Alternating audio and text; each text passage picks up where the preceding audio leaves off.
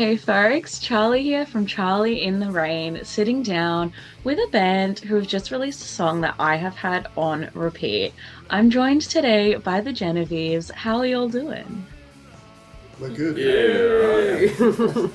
Just woke up, but grand. They've got Yeah, He's in these little hotel provided tumblers. They're burning my hands right now. that's valid. You're committing to the aesthetic though, and that's what it's all about. Yeah, exactly. It's all about image. Yeah, it's all No about substance, I'm, just I'm quite image. vain. Yeah. Yes. Oh, I love that. You've got the rock star image going on in like the middle of the early morning when we decided to chat. But would you all like to start us off by introducing yourselves, just in case someone watching has never heard of y'all and you're about to become their new favorite band? I'm Lara. I play the bass and I sing a bit. I'm Finn. I play guitar and I sing sometimes as well. I play drums, I sing, and my name's James. I'm Bailey and I play guitar and sing. Perfect. Well, lovely to meet you all properly. And yeah, to meet you all properly is really the emphasis here because I have been listening to your latest single so much that it feels like it's part of my day now in the weirdest way possible. Wow. That's awesome. That's- Thank you. Yeah, this new track, Standing in Your Way. In your first listen, it's kind of just like, okay, like it's a cool song. And then the more you listen to it, you realize how like raw and emotional and like almost heart-wrenching it is in a way you don't necessarily expect. I genuinely love it. Can you all start us off by telling us a bit about this track? What does Standing in Your Way mean to you all? Well, it's kind of a song that I think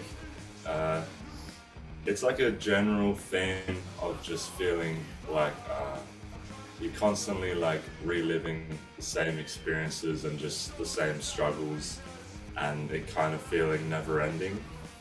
And yeah, I don't know, just to like attest to what you were saying about like listening to it a few times, I do think because it's like a short one, it kind of does lend itself to be like just ran back a few times, and because it's like there's not really an intro and it kind of has that fade out as well. It does feel like a bit repetitive, and it's kind of, yeah, I don't know, it's a lot of it is just about kind of feeling stuck and your struggles feeling like they're infinite. Yeah, absolutely. I feel like it's a very it's a moment in time type of song. For me, like getting this song in my early 20s, I'm like, yeah, this is very much like where I am now. So it feels like that perfect type of like momentary soundtrack that you're gonna look back on in like 5, 10 years and be like, whoa, that's what I was feeling. True. Sure. Yeah. Yeah, really glad you like it so much. It's really cool. Yeah, no. I love a good just like heavy lyrical moment where there's like so much weight tied into it, which you all have done in like such a masterful way with this song. I would love to hear about the process of putting this track together and getting it from like that real like emotional state into that like finished product we hear now today when we press play. Well, I think like the song really started off as like, hey, let's like time to write another song. Who's got riffs and bits and pieces lying around? And I reckon like the main riff was like a Bailey riff that I don't know how old it was when we brought into the band for the song, but like I guess it sort of popped up from that, and then sort of working on that as a band live, and then I think what we often do, where sort of James sort of took it home and sort of finished it off, which we do quite often, where we'll get a riff, you throw out another riff, you sort of jam it out, it ends up sort of half resembling a song, and then someone will sort of take it home and like sort of like turn it into something that's like a bit more personal. And I think that's definitely kind of what happened. Did you two write together a little bit, or No, this was just the main man. yeah? So like James sort of like came back to us with this like pretty much fully fledged song. There was bits and pieces to figure out, but Yeah, and then there's like this sort of a moment I think when someone brings a song back in, especially when there's sort of like heavy context of it, and you sort of like sit down as a band and sort of like, so okay, so this is what this is about, and you sort of, you know, I don't know, there's definitely a moment when you're sharing a song in some kind of way to it, I think. I think we were also on a bit of a deadline as well. Like we had some recording booked in January because we wanted to like set up the year a little bit. So yeah, we had to get this one done and 2 others at the time as well. So yeah, there's a bit of that. I'm not sure if we actually played this one live before we recorded it. I think it was, which is something that we've never done before. Usually, we've had to like, you know, obviously you don't really get the time to record that often, so you can usually play the songs to death and figure them out before you go and record them. But this was like something completely new we'd never done. And like looking back, I think we probably wouldn't do it again, just because since we've probably figured out how to play it a little better or just like fine tune some parts a bit. But it was still like a really fun experience to see what we could do in a short amount of time. Yeah, oh, absolutely. I'm getting back to that live point because I'm curious to ask you all some questions about playing live. But before we get there, I'd love to know, like, in the time crunch, did you all have any, like, musical inspirations or influences that you were, like, heavily leaning towards with this song at all? Or was it kind of just, like, separate from all of this and you just, like, it came to you yourselves? I think it's a bit on the nose, but I think we were doing a lot of Fontaines at that moment, and Smashing Pumpkins while we were recording. I know I was listening to heaps of like Julie, like the band Julie a bunch, and like it had that sort of sound in my head a lot with like tone wise. I was like super into the Jesus and Mary chain. That was like wall of noise. And you can hear a lot of that in the recordings. I know when we were like actually away recording, we were like thrashing the Siamese Dream by the Smashing Pumpkins. We just like while we're actually away, we're putting that on in between sort of recording and while we're cooking or whatever. And we're like, yeah, we kind of thrashed that album a fair bit. Yeah, I feel like they all sort of come together in the song. Yeah, no, I love that. And I love just like sitting down and listening to like that sort of like the inspiration playlist, like hearing the vibes that went into the final song, because it then feels like you're getting a complete story, even though it's like those songs are unrelated to your song, like lyrically and stuff. It all like makes a big picture. Oh, I just love sitting down and doing that journey. So I'm excited to sit down and do this with Standing in Your Way. But yeah, you're currently on tour, coming from like a hotel room. I love that. You're over halfway through now? Something like that? Yeah, Yeah. just over halfway. We played in Sydney on Wednesday at a little record store called Lazy Thinking, and that was like pushed us over halfway. But yeah, so far we've done a home show in Adelaide at the Ed Castle. We played a little party night at Old Bar with good music. That was really good fun. Upstairs at the Tote, both in Naarm, and then we played in Canberra at Descent, and then the Wednesday show. So we've got Newcastle tonight, Sydney tomorrow, and then Melbourne again on Monday.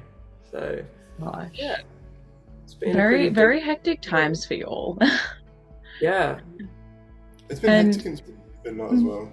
Like, the first like when we sort of well like we got like over from Adelaide and like I was just, like got to Melbourne and it was like show drive to Canberra, play another show, and then it was like sit in the hotel room for 2 days and just like wander around. Just like watch YouTube and like wander up around, you know, the street and just like get coffees and then like play a show on Wednesday night and then sort of just like, and now we sit around and watch YouTube and, you know, Play cards. Play cards, yeah. Play cards and like, yeah. So it's been hectic and then there's been some little breathers, which has been nice. But this weekend will be pretty hectic. It was just like a lot more driving and like sort of we got Saturday, no, sorry, we got Sunday off, but we got to drive, do like a big drive to get to. We have to get from Sydney to Melbourne in that sort of trip. So yeah, but it's been nice having some time off. But the when we're playing shows, it does feel very frantic sometimes.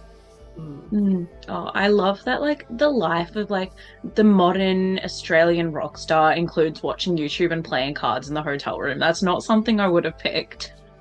Yeah, we bought a HDMI cable specifically to do it because the casting wasn't working. It was very important to be able to watch YouTube. We've been doing lots of like World War II history stuff before bed. Yeah. We got like the TV that faces all of the beds, so we can kind of all just like conk out and just stare at the TV as we fall asleep. For context, we went to the war museum in Canberra and we had a lot of unanswered questions. We're not just watching like World War II, so that in that way, but yes. That's fair. Anyway, had to clear that up. So when we have like a full like package of like historical songs coming at us, we know where it came from. Yeah. We've got like a sea sheet coming together. Yeah. Well, on the road, touring to all these like different places, you're not coming to Brisbane this time, so I'm ripped off, but I would love to know, like, what are your favorite things about heading out and playing your music and playing these shows to all these like different areas and different local scenes across Australia? I think it's just really interesting, like, playing the venues that are like the equivalents of Adelaide venues. So you have like a bit of a benchmark to like base it off of, but also like connecting with those different scenes that those different pubs have, because a lot of venues and pubs have their own little environments, and it's cool to like get to know those kinds of people in each little areas and stuff, I guess. It's funny to pop into like sort of different like sort of music communities and other places. Like there's like real, like we sort of play like in Canberra. We've always been playing with these emo bands that we like probably wouldn't have played with, but it seems to be much like the sort of the flavor of what's going on there. Same with like Sydney. Like we play with some sick bands on Wednesday, and like the ones working off it on Saturday. I think like there's a lot of like emo, like almost like screamo scene here, and it's just sort of like the people we've become friends with, and like we don't really play with those kinds of bands like back home. Not that like it does exist, but they feel like a much more separate scene. But for some reason we sort of ended up like, we don't feel too out of place. We feel a little bit out of place sometimes, but you know, and it sounds like screamo. And then we get up on stage, we feel like the Beatles or something. But like yeah, like it's interesting. Like we don't play. I feel like we don't play in these kinds of lineups back home as much. There's something kind of cool about that. Also, just like being on tour is just like, even like it's on our like sort of small like Australian level. It's like just like it's just like something about it's just inherently like so much fun. Like just sort of like just hanging out, like just even just like the every day having to do like some stupid drive, or like there's sort of some like side quest to do every day. Yeah, it's just sort of inherently fun, and like visiting new places as a group is like quite enjoyable. And it's like, yeah, it's such a cool excuse to be able to like get out and see the country. Like it like almost feels like a holiday, but then you also don't feel guilty because you are like working. Yeah, it's great. Yeah. And then, like, as you said, you're performing with lineups you wouldn't necessarily be performing with back at home, and you're seeing new faces in the crowd, new types of people in the crowd. I'd love to ask, like, what does it mean to y'all as the band who's like writing, recording, making these songs? How does it feel to see all these different people engaging with them in this live setting? It's sick. I think it's well, like it's like anytime we make any kind of like of our art and like it gets consumed and enjoyed, that's like just I think the coolest thing ever. Like especially like it's like anyone that's like we don't. I think like especially in different cities, like it's especially sort of hits. Like in Adelaide, like we play a show and a good percentage of that crowd is going to be our friends who are going to come along and be like, that was great. Well, like great job. I'll see you tomorrow. Like these, you know, like they're like, like not that you don't trust them, but there's some obligation to like come up and rock up to your friends' gigs and say they're great. But like when you're in a different city, and like someone's going out of their way to like come out and see a show, and then they're like, hey, that was sick. Like I really like that, and it's like they have no reason to say that or come to the show. Like I think that is really, really cool. Yeah, And for it sure. sort of lends some sort of wind to your sails to keep going. I think something that has been really cool this tour in particular is I feel like every show has had like at least one or two people who have actually come to see us, whether it's through like following us or like some of the ads that we've been running, like, and then for them to just like come up to us after is really, really cool. Yeah. Yeah. Yeah.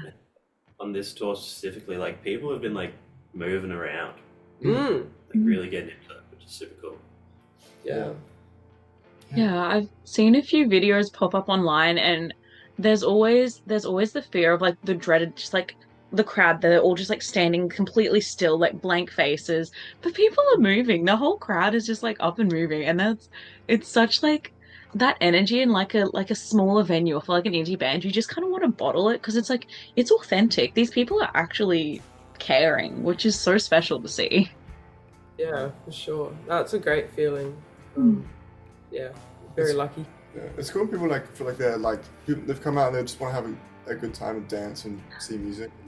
Like there's like so many gigs I've been to where it's like I've gone out and so I can hang out with my friends and like dance and be like surrounded in live music, and it's really cool to like be on the other side of it and like I don't know, like I like to think it's like you think about how much fun I've had like at live gigs and hope that the people in the crowd are having much fun, and that's pretty sick because you know live music's like the best thing ever. So. It's also just like a lot easier to bounce off of that energy too as a performer, because yeah, if you're like rocking out and everyone's just like, it's kind of like, okay, what are you doing, you know? But you know, if it's reciprocated, you can kind of like lean into it more and yeah, build up the energy. Yeah, I feel like that kind of ties into what my next thing I wanted to ask was, because I do not have the talent to be up there performing for people, although I wish I did. Unfortunately, that's not my path. But I'd love to know what's something that, like the most important things or like something about touring that the average person who's not a musician may not know or may not realize. Shout out Tin Tuna. Yeah, I feel like that's like integral to our touring. having access to meagering appropriate bowls. Yeah. Pretty good. Yeah, we've had to call room service a number of times, not for anything cool, but just for more bowls for instant noodles. I think sleep is also pretty important too, especially when you're doing long drives. I mean, we're lucky that we can all drive, so we can take turns sleeping on the trip. But yeah, I think being well rested, not only for driving, but yeah, the performance side of it too. I feel like I've learned to just like sleep in like just the worst position ever in the back seat. I think like with like head on the snare drum and like propped up by like, you know, using my laptop as a pillow or something. I feel like that and like I think we've all become pretty savvy with like figuring out ways to eat where you don't feel like you're gonna get scurvy, but you feel like well fed as well. And like efficient packing, like Yeah, we've gotten fast now. we've got like 4 of us, 2 guitar amps, 3 guitars, a snare, some cymbals, merch, 3 pedal boards. 3 pedal boards, us. Yeah, it's chaos. And, yeah, and we're in one car, so gets tight. I think there's a good one to point out is like oranges. I feel like you can kind of live like as unhealthy as possible, and then if you have an orange, it just like cancels everything out. I feel there's been like so many days where it's been like, oh yeah, let us. Yeah, orange rotation. Yes. I feel like it's like been kind of a classic to just like, you know, you eat like just like tuna and rice, or you know, get like a loaf of bread and just like make you know, like just the shittest sandwiches ever, or On your guitar. yeah, like on the guitar, and then you eat like an orange afterwards, and be like, no, I'm saying this is healthy, like it's Yeah. but yeah, I think it's almost like as much mentally as it is physically. Yeah. Like you just sort of got to convince yourself that you know I'm looking up to my health, even if you're not eating very lavishly. So it helps out. Oh yeah, I'm loving the oranges. I've been very like into like fresh oranges lately and like making fresh orange juice. So that's Yeah, something I'm agreeing with. I love that. yeah, it's so good. Well, I would love to ask then, how like for fans who have been following you on your local scene, for people who are just discovering you through these shows, through this new song, how can fans best support you all as a band? Come to the shows. Yeah, come to the shows. We've got our stuff on Bandcamp as well, if you wanted to help out in that way. We got merch and things like that. But yeah, I don't know. Yeah. Just keep being awesome. Stroke my ego. Yeah. They played great. Yeah. But it is like it is sometimes it does feel like it's something we've like noticed on this tour. Sometimes it is a lot to ask people to be like, can you play, hey, can you spend like, you know, $35 on a t-shirt, which is, you know, like we can't make money cheap, but like they're out there kind of, you know, as merch, and like we need to sell that stuff to be able to keep doing this. But you know, there's also just telling people about, I think, us is really cool. Like like the biggest thing is like just like coming to a show and then like tell your friends if you like the show. You don't have to tell them if we suck, or you know, or maybe tell your friends if you think we're cool or if we suck. Yeah. Tell them to come hate watch. Yeah, like we yeah, suck so bad, yeah. you gotta see. Yeah, you check gotta this see it. shit out. Tell all your friends and then bring your dog and stuff. Yeah, I think that really goes a long way. 'Cause, yeah, we just want to be able to show our music to as many people as we can, and then it's sort of up to those people if they ever want to listen to it again. But yeah, I feel like that's Good, yeah. Yeah, okay. I love that. Thank you for sharing that. And I'm now going to dive into my favorite question to close off our chat today. I would love to know who y'all have been listening to, which acts in your local scene and which Aussie acts have been on high rotation on the Genevieves playlist, and who you'd love to give like the official seal of approval to and give a shout out. Ooh, in Adelaide. Empty Threads just dropped your album. Yeah. Happy Birthday, which is awesome, and we've been listening to that for a bit. Yeah. That's a great album. Yeah. Swap Meet are always great. Yeah, haven't seen them in a while because they're all doing their own thing, but very keen for them to play again in Adelaide. Yeah. Dainty Morsels have a single coming out. Oh yeah. Yeah, Dainty Morsels. Back in Adelaide. Yeah. We listened to it came out a while ago, but the Misty Industry band, they just put out an EP, and they're sick. They're really good songwriters, and Yeah. we didn't play with them on this tour, but we crushed their place, and Yeah. they're like just a bunch of freakishly good musicians, and I think they're about to go record as well. They were saying, so they're keen for their next thing. Dog World are great too. We've played with them a few times. Yeah, really keen to see what they're doing soon. Yeah. We've had a great run of like Could Be Stars and Desire Path. We played with at the Tote. Both of them have like so many good songs out. Like especially like Could Be Stars. They were really young. They're like a really sort of fresh band, but like sounded so awesome and had like great songs. We're really keen for on Saturday. We're playing with Charles Kanabuchi, who's sort of our friend we met last time in Sydney. But he plays in he is like a sick emo band, and yeah, they put out an EP, and I think they're recording an album. Right now this week they're recording an album. So when that comes out, that's gonna be huge. Yeah. Yeah, there's so much good music. Yeah, I feel like a few of those I do have like on my radar. There's a few of those I've never heard of before, so I'm excited to jump in. But also just like while you all were listing those, I'm just like realizing how like insane some of these local band names are, and like how cool some of these names are. Yeah. It is pretty cool. Yeah. got nothing else to. Yeah, it's pretty awesome. I thought I had something, but no. I feel like band names in general are getting like more bizarre. I think. I feel like You need to. yeah. I feel like you need to have like a hectic name.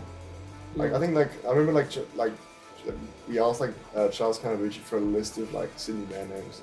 We played with this band actually on Wednesday called Our Mutual Friend, which was just like a cool band name and like a great band, lovely people.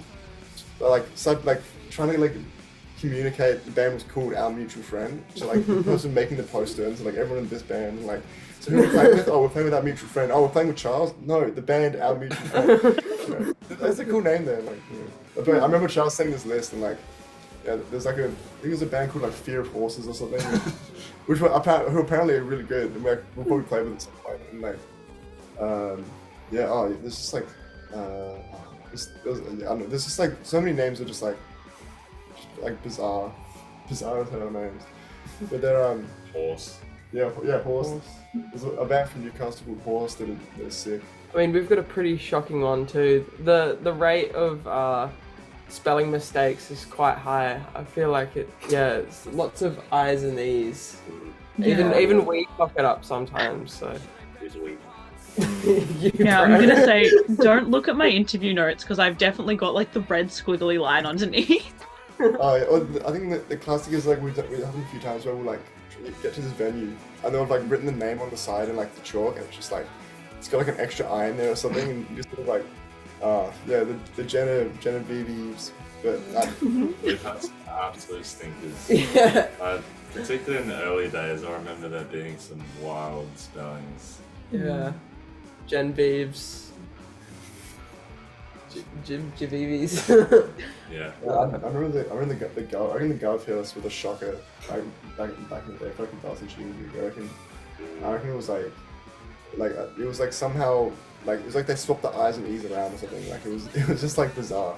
Which I think it has gotten better. I don't know if it's because we have a little bit more street cred now and people like check twice, but I feel like it used to be really bad. No. Like it used to be like I reckon like 60% of the time they get it wrong, and now it's like we're pretty good. We're generally pretty close. Yeah. Honestly, that's valid. Ever since the rise of Brat Summer, people have been dropping the E on Charlie, and it's just like Charlie with an I, like Charlie XEX. So I feel like I'll team up with y'all. I'll give you that supplementary E they keep taking away from me. It'll work out. Yeah. So check an extra E. Give us all the E's. Check an extra E. Yeah. The Genevieves. Yeah, well, I love it. Hopefully from now on, it's like flawless every single time. You'll have had enough like setbacks with the wrong spelling. You'll have it now every single time correct. Well, it's in our rider conditions. Yeah. I'm really glad if you'll get on name wrong.